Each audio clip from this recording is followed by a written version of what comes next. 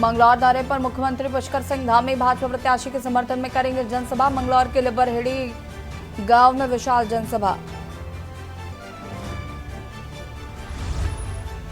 उत्तराखंड उपचुनाव में बीजेपी ने झोंकी ताकत। प्रचार के अंतिम दौर में कई दिग्गजों को मैदान में उतारा। जयंत चौधरी आज मंगलौर में करेंगे प्रचार।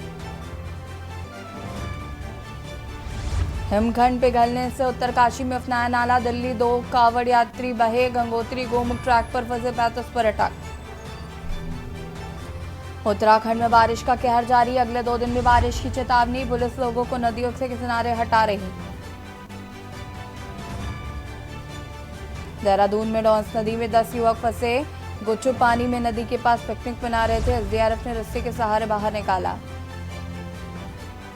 उत्तराखंड में 5 जिलों में बारिश का अलर्ट जारी किया गया है। प्रदेश भर में बढ़ाई गई सतर्कता। नदियों से दूर रहने की सलाह। भूस्खलन का भी खतरा। आप देख रहे हैं के न्यूज, खबरों का सारथी। नमस्कार, खबर उत्तराखंड में आप सभी का स्वागत है। मैं हूं आपके साथ यश शुक्ला। देहरादून से खबर आपको बता देते हैं, जहां पर मुख्यमंत्री पुष्कर सिंह धामी के कार्यक्रम 4 बजे चौधरी चरण सिंह की प्रतिमा पर करेंगे माल्यार्पण। हरिद्वार में प्रतिमा पर माल्यार्पण करेंगे मुख्यमंत्री धामी। 4:30 बजे मंगलौर से बीजेपी प्रत्याशी के लिए करेंगे जनसभा।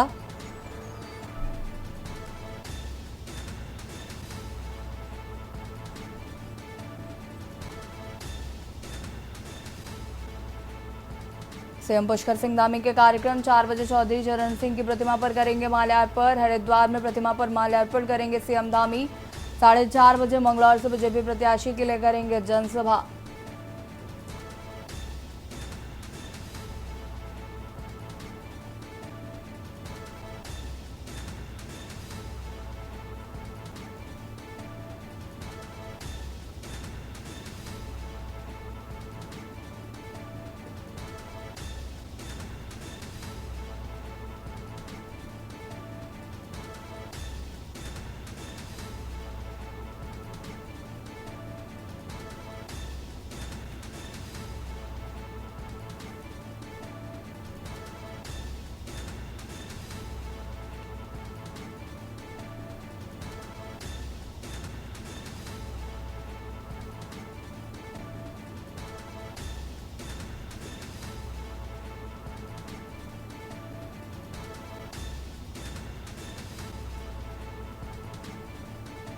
हरिद्वार में प्रतिमा पर माल्यार्पण करेंगे सीएम धामी।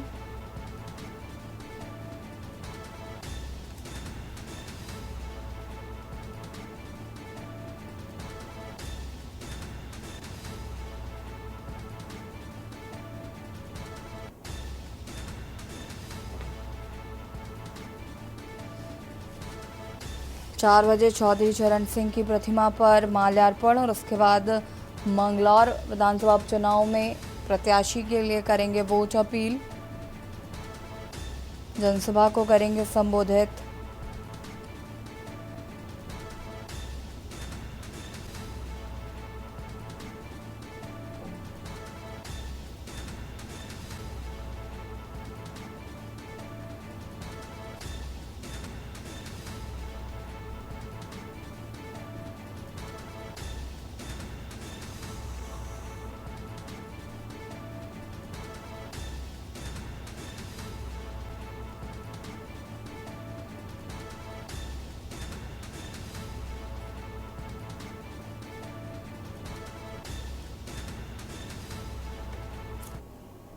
हल्द्वानी में मौसम विभाग के पूर्वानुमान के मुताबिक रेड अलर्ट जारी कर दिया गया है। आज सुबह से ही लगातार मूसलाधार बरसात जारी है।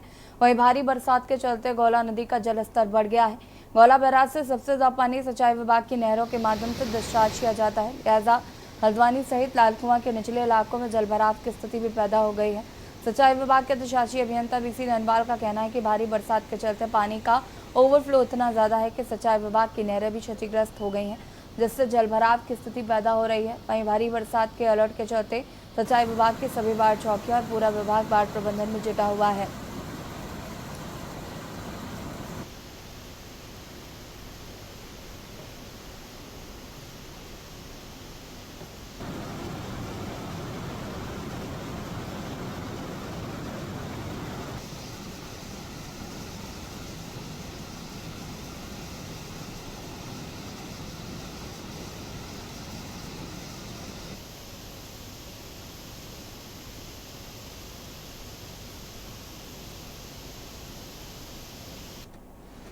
जैसा कि आप लोग सभी जानते हैं कि मौसम विभाग द्वारा रेड अलर्ट घोषित किया गया है। इसके तहत सिंचाई विभाग अलर्ट मोड में है। हम लोग सुबह से लगे हुए हैं। गौला बैराज का जलस्तर लगातार बढ़ रहा था, बीच में अभी थोड़ा कम हो गया है। जैसा कि हल्द्वानी का मैक्सिमम पानी नहरों के थ्रू लाल कुआं के होते हुए जाता है। लाल कुआं नहरों की कैपेसिटी उतनी नहीं रह गई है जितने हिसाब से पानी आ रहा है, जिसके कारण कुछ जगहों पर नहरें ओवरफ्लो हो रही हैं, कुछ जगहों पर नहरों में आंशिक क्षतिग्रस्त हो रही है। जहाँ जहाँ भी नहरें ओवरफ्लो हो रही है, आंशिक क्षति हो रही है, उनको तुरंत ठीक करवाया जा रहा है। अस्थायी व्यवस्था के तहत मशीन लगवा के साफ करवाया। नैनीताल सरोवर नगरी की शान कही जाने वाली रोइंग बोट में पर्यटकों को बिना लाइफ जैकेट के नौका विहार कराने पर प्रतिबंध है, क्योंकि बिना लाइफ जैकेट पहने नौकायान कर रहे लोगों के साथ कभी भी कोई अप्रिय घटना घट सकती है। पालिका 3 साल से लाइफ जैकेट के पैसे तो बोटिंग के टिकट के साथ पर्यटकों से वसूल रही है, लेकिन उनको सुरक्षा देने में नाकाम रही है। हालात यह है कि बोट संचालकों के पास या तो लाइफ जैकेट फटी हुई है या फिर खराब है। पालिका की हिला हवाली से नाव चालक भी नाराज है। नाव चालक संघ के अध्यक्ष राम सिंह का कहना है कि पालिका पर्यटकों से बोटिंग के दौरान पहनी जाने वाली लाइफ जैकेट के प्रति चक्कर 10 रुपये वसूलती है। नाव चालक संघ का करीब 30 लाख पालिका के खाते में जमा है, लेकिन अब तक उन्हें नई लाइफ जैकेट नहीं दी गई है।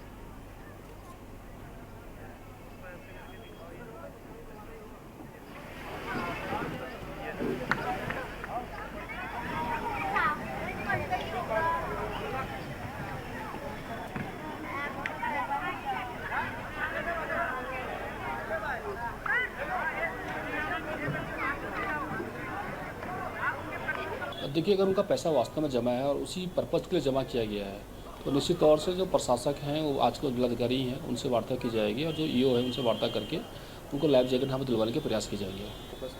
नहीं, बिल्कुल है। उसके बीच में भी हम लोगों ने निरीक्षण किए थे और कोई व्यक्ति जो बीच में, कुछ लोग नाव के बीच में चलते चलते अपने जैकेट उतार दे रहे थे, तो ऐसी दशा में हमने नाव चालक को बोला गया, आदेशित किया था कि वो तत्काल नाव को वापस ले आएगा, उससे आगे घुमाएगा नहीं और उनके और जैसे टूरिस्ट के खिलाफ कार्रवाई की जाएगी। और यदि नाव चालक के द्वारा ऐसा नहीं किया जाता है तो नाव चालक के खिलाफ उसका लाइसेंस निरस्त किया जाएगा या फिर उस पर हैवी फाइन किया जाएगा। ऐसे कुछ फाइन हमने लगाए भी हैं। जैकेटों को लेकर हम लोगों को बहुत परेशानियां हो रही हैं, क्योंकि विगत 3 सालों से हमको जैकेट नहीं दी गई है और जैकेटों की दुर्दशा होगी, जीर्ण हालत में है, कोई कस्टमर उसको पहनने को तैयार नहीं है। ऐसी हालत में पालिका प्रशासन कभी कभी हमारा चालान करने को भी आ जा रहे हैं, कई लोगों के चालान हो चुके हैं। इसके बाद ये समस्याएं हमने बार बार उनको गिनाई तो उन्होंने हमारी बातों पर कोई अमल नहीं लिया। पैसा हमारा 3 साल में 56 लाख रुपया जमा है, नगर पालिका को जमा किया कर दिया गया है। इसमें से 10 लाख की भी अगर माना हुआ जैकेट ले आते हैं तो हमारी पूर्ति हो जाए। उत्तराखंड में चारधाम यात्रा के संचालन और मेलों के आयोजन व्यवस्था के लिए गठित समिति ने मुख्यमंत्री को अपनी संस्तुति सौंपी। आपको बता दें कि यात्रा के संचालन और मेलों के आयोजन व्यवस्था के लिए अपर मुख्य सचिव आनंद वर्धन की अध्यक्षता में गठित उच्च स्तरीय समिति ने अपनी संस्तुति सचिवालय में मुख्यमंत्री धामी को सौंपी है। आपको बता दें कि अपर मुख्य सचिव आनंद वर्धन की अध्यक्षता में गठित समिति के सदस्यों में सचिव सचिन कुर्वे, दिलीप जावलकर, एडीजी कानून व्यवस्था एपी अंशुमन, आयुक्त गढ़वाल मंडल विनय शंकर पांडे, पुलिस महानिरीक्षक गढ़वाल मंडल के संज्ञाल शामिल थे।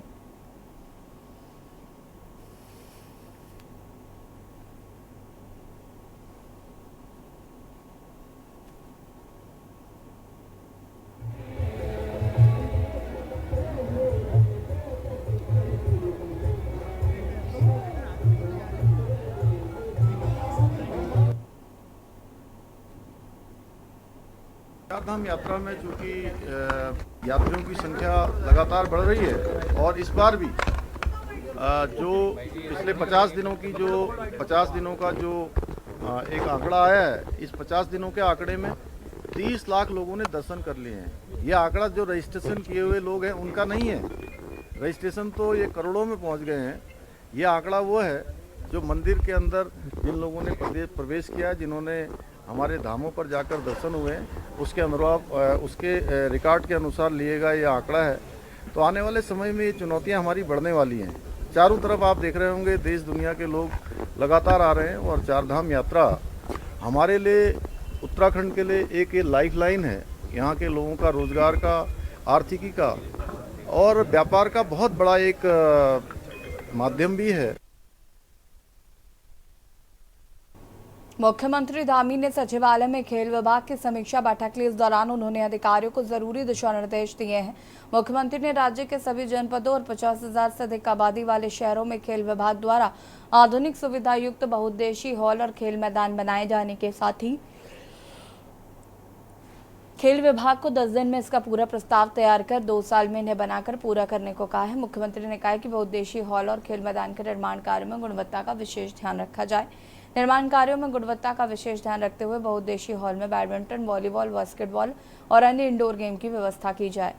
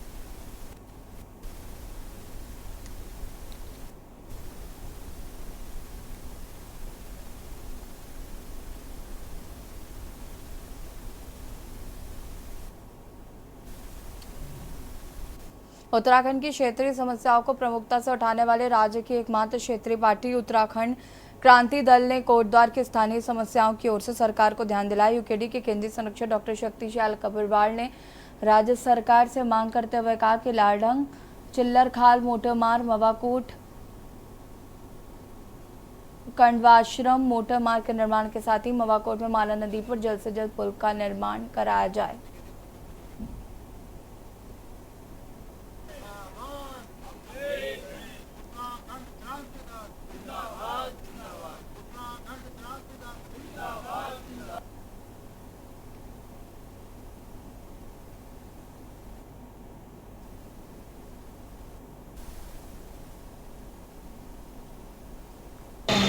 मवाकोट से लेकर के कर्णाश्रम तक उसका डामरीकरण वैकल्पिक मार्ग के रूप में। दूसरा, मवाकोट से ये जो पुल है कलाल घाटी में कर्णाश्रम, ये इस पुल की स्वीकृति।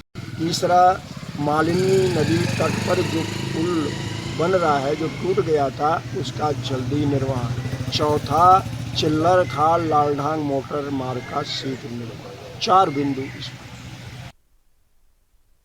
हल्द्वानी में हुई घंटों की बारिश में सड़कों का हाल बेहाल हो गया। पिछले 24 घंटे में हल्द्वानी में 150 mm से ज्यादा बड़ा बारिश हुई। सिंचाई विभाग की लापरवाही से सड़क धंस गई। हल्द्वानी तिकोनिया चौराहे के पास वर्कशॉप ऑनलाइन में करीब 50 मीटर सड़क धंस गई और गड्ढा हो गए। यातायात पूरी तरह से ठप हो गया है। जिस जगह पर सड़क धंसी उसके नीचे सिंचाई विभाग की नहर है। फिलहाल सड़क निर्माण का काम शुरू करा दिया गया। इसके अलावा हल्द्वानी रेलवे स्टेशन के पास भी सड़क धंस गई है, जिसको रिस्टोर करके काम शुरू कर दिया गया है।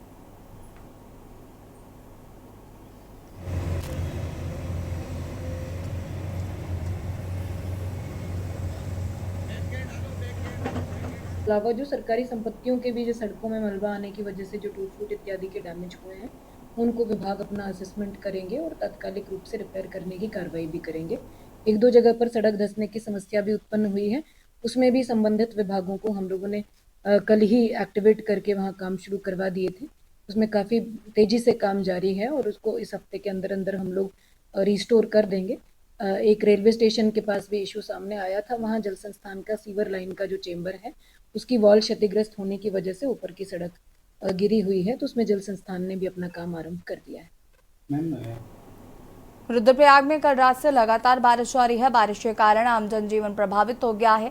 बारिश के कारण रुद्रप्रयाग शहर में केदारनाथ हाईवे पर स्थित सुरंग का ऊपरी हिस्सा ढह गया, जबकि सुरंग के बीच में एक बड़ा छेद भी हो गया है। फिलहाल इस रास्ते पर केदारनाथ धाम जाने वाले वाहनों की आवाजाही बंद की गई है। यात्री बाईपास मोटरमार्ग से आवाजाही कर रहे हैं। दूसरी ओर रात को हुई बारिश से शहर के कई स्थानों में जलभराव की स्थिति पैदा हो गई है। अलकनंदा नदी का जलस्तर काफी बढ़ गया है। मिल्ली पुल के नीचे शिव मूर्ति डूब गई है। आवासीय घरों को खतरा पैदा हो गया है।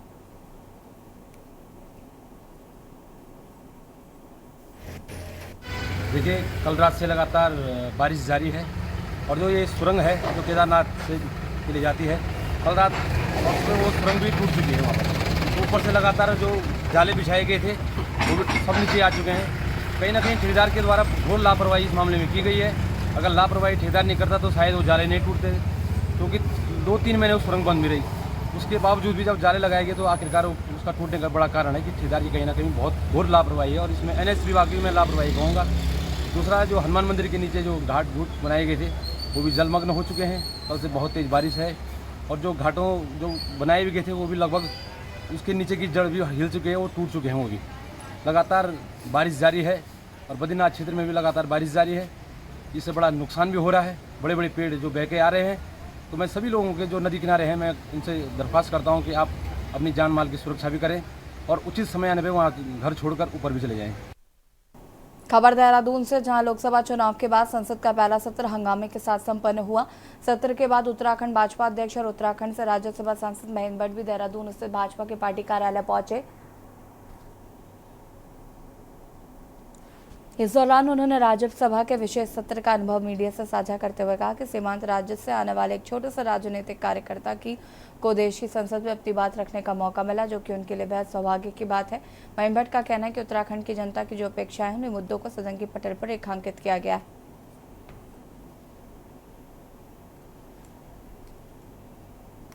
उद्बोधन था और जिन उद्देश्यों के साथ यहाँ की जनता ने जो अपेक्षाएं मुझसे की हैं, उन उद्देश्यों उन भावों को मैंने सदन के अंदर रखा है।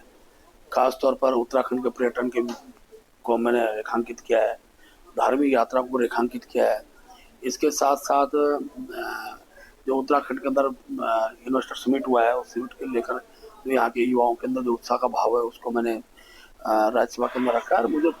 मैंने अपेक्षा भी व्यक्त की है कि प्रधानमंत्री जी जो भी हमारे प्रदेश के मुख्यमंत्री जी जिन प्रस्तावों को लेकर केंद्र में जाते हैं, वो सारे प्रस्ताव वहाँ पर स्वीकृत होते हैं। और ये मैंने कहा कि जो विषय में हर बार बोलता हूँ कि प्रधानमंत्री जी का उत्तराखंड के प्रति एक बड़ा लगाव है, और उस भाव के साथ आगामी दिनों को उत्तराखंड की सभी योजनाओं को, विकास पूरक योजनाएं हैं, उस पर हमको लोग सफलता हमको प्राप्त होगी।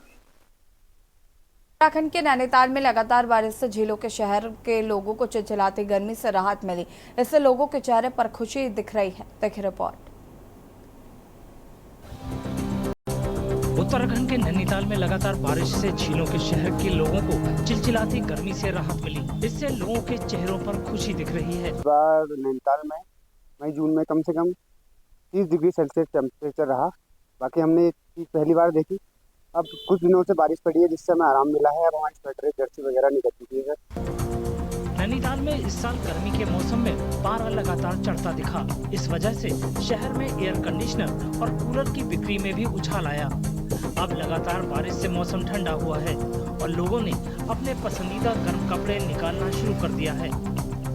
इस टाइम बारिश होने के बाद एकदम मौसम में जो है बहुत परिवर्तन हुआ है। आप देखो कितना ठंडा होने लग गया और हमारे जो है ये स्वेटर वगैरह हम लोगों के निकलने लग शुरू हो गए हैं। अभी जो आपने देखा जून जुलाई का ये जो यहाँ पर सीजन देखा है बहुत बढ़िया रहा, लेकिन बीच में थोड़ी हल्की फुल्की बारिश रही। उसके बाद जो जुलाई के महीने में अभी बारिश हुई तो इसमें इतनी ठंड बढ़ गई कि यहाँ पर स्वेटर और जैकेटें निकलने लग गई हैं। हालांकि बारिश की वजह से भूस्खलन का खतरा भी बढ़ा है और नैनीताल जिला प्रशासन ने डिजास्टर मैनेजमेंट टीमों को हाई अलर्ट पर रखा है। सरकारी और प्राइवेट दोनों स्कूलों को 12 जुलाई तक बंद कर दिया गया है। पहाड़ों पर आसमान से बरसता पानी का कहर सिर्फ पहाड़ों पर ही नहीं, मैदानी क्षेत्रों में भी कहर बनकर टूटता है। पहाड़ी क्षेत्रों में अंधाधुंध बारिश से मैदानी क्षेत्रों की नदियां नहर उफान पर हैं और कहीं आशियानों को अपने आगोश में ले लेती हैं। इसी खतरे को गंभीरता से लेते हुए काशीपुर प्रशासन ने अपनी तैयारियां कर ली हैं। और क्या है ये पूरी तैयारियां, देखिए खास रिपोर्ट में।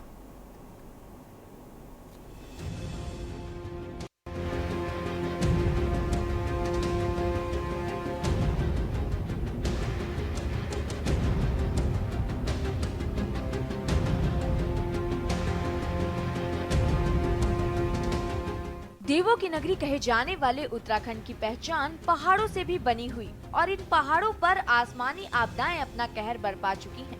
16-17 जून 2013 को केदारनाथ आपदा में हजारों लोगों की जान गई थी।